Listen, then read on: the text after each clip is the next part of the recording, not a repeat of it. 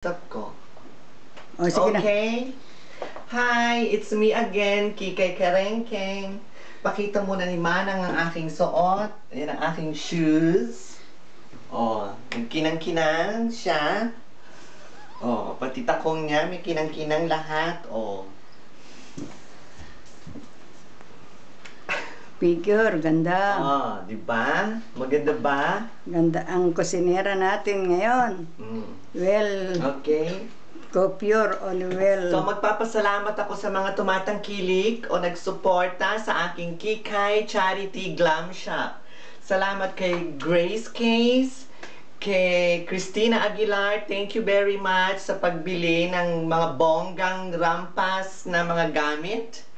At suportahan po natin ang Ladlad Party List for Congress sa 2013 dyan sa Pilipinas. Okay?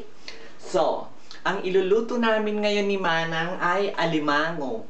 Alimango, sosyal na alimango with sardines. Okay? So, ang gagawin muna natin ay lalagyan natin ng orange juice.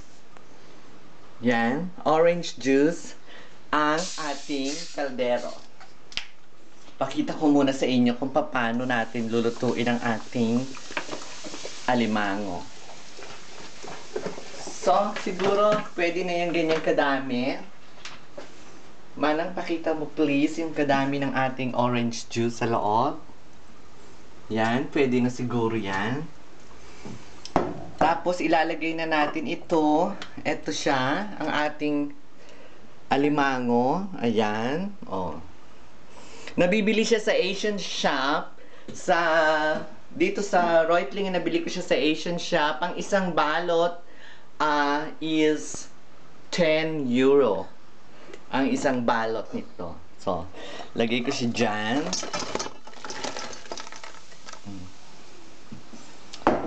At i-steam natin siya sa ating orange na soft drink.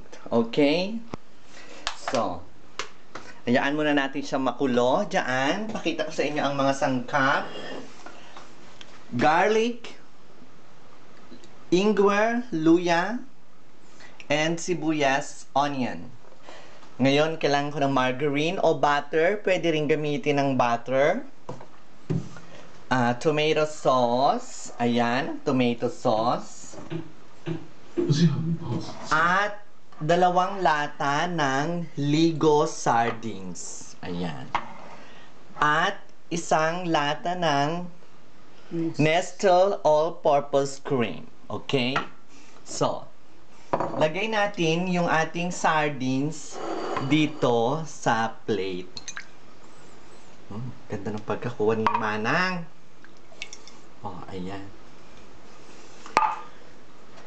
Tapos, dudurugin natin ito.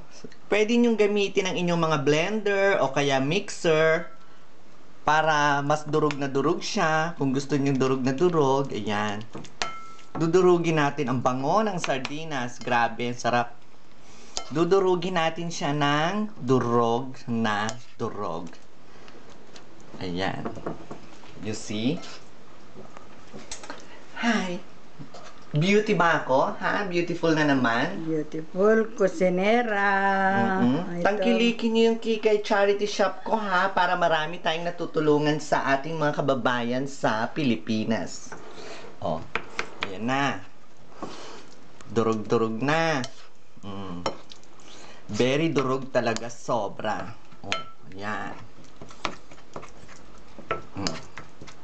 Ngayon naman, ang aking tomato, hindi ako bumibili ng tomato sauce. Ang lagi kong ginagamit talaga, yung binalatan na kamatis sa loob, na may mga buo-buong kamatis. Kasi mas type ko siyang, ako ang nagdudurog ng kamatis. Okay? So, that's it for now. Yan na muna ipapakita ko sa inyo kasi aantayin pa nating ma-steam ang ating alimango. Tapos ipakikita namin sa inyo mamaya ang second part ng saucy alimango with sardines.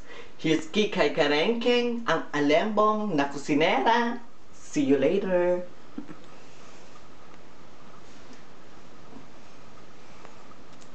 Ciao!